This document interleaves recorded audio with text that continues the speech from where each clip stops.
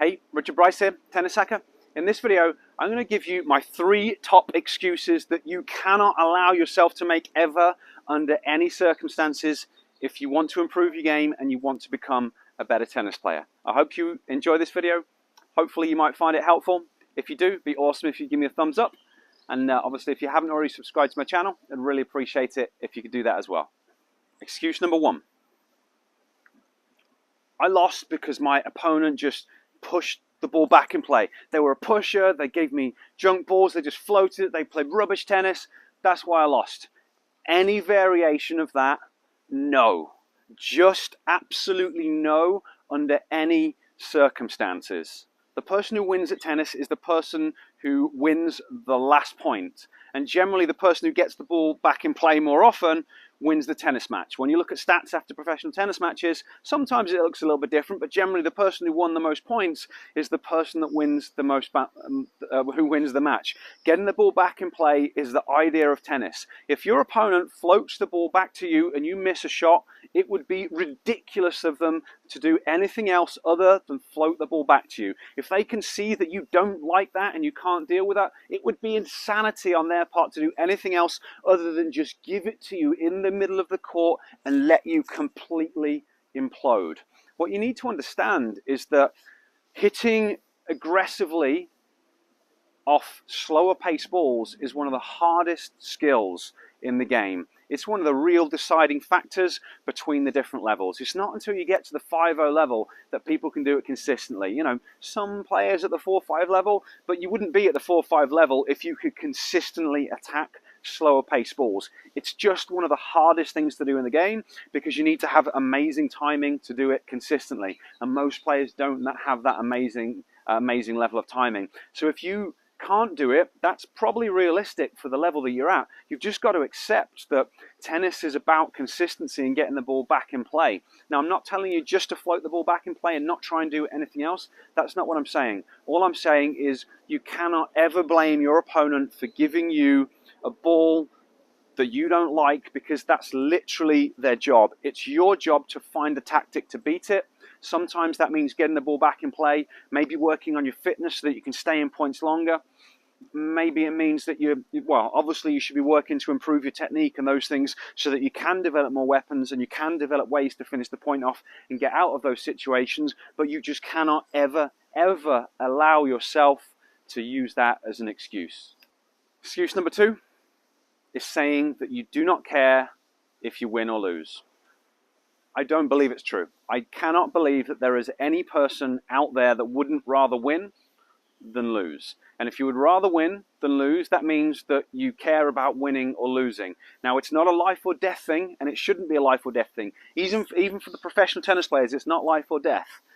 But you just cannot allow yourself to say it under any circumstances if your goal is to be a better tennis player, if your goal is to improve. You've got to understand it for what it is. Saying that you don't care is just a defense mechanism that if you don't care about something, then it doesn't matter as much as if you lose. It's just a way of taking pressure off yourself. So my advice is kind of just do not allow yourself to say it. Do not allow yourself to pretend it. Do not allow yourself to use that as an excuse.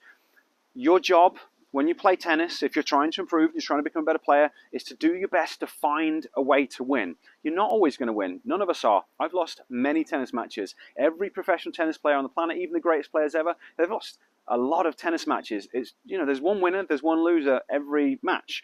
When you play in a tournament, there's only one winner. Everyone else loses. Losing is part of playing sport. It's part of playing tennis. Be okay with it. Don't use that as an excuse and just give it everything you've got. If you're in a tough situation in a match, try and do your best.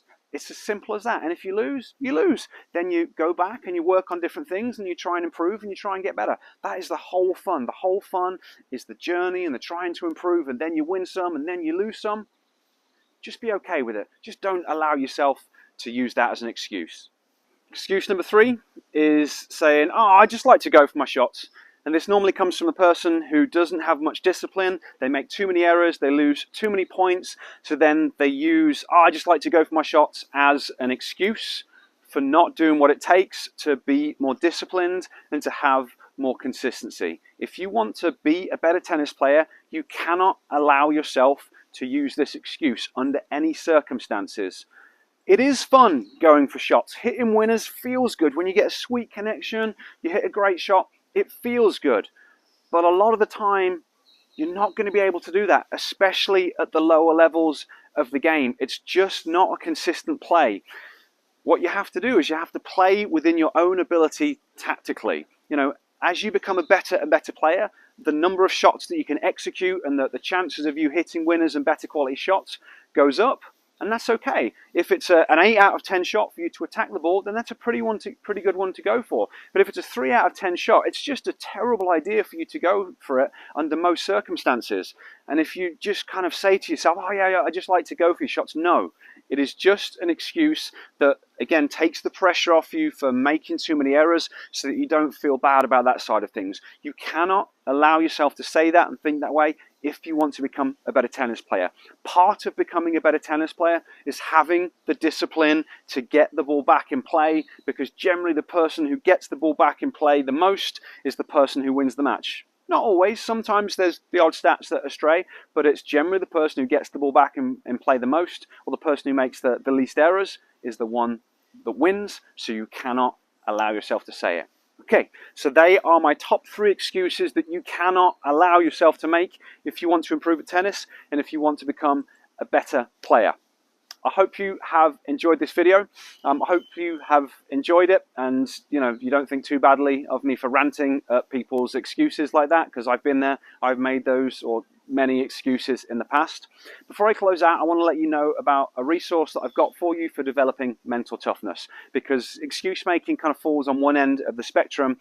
Tennis, focus, concentration, decision making, being mentally tough is a really big part of it. I've created a masterclass that's going to go deep into some of the things you can do. So it's going to give you some tactics and things that you can work on, but it's also going to talk about some of the things that can hold you back and areas that you might need to address that potentially I could help you with. So I'll place a link down there, and I'll place a link up there so you can check that out if you're interested. Otherwise, thank you for watching. I hope you've enjoyed the video. Any questions or comments, leave them down below, and I'll get back to you as quick as I can.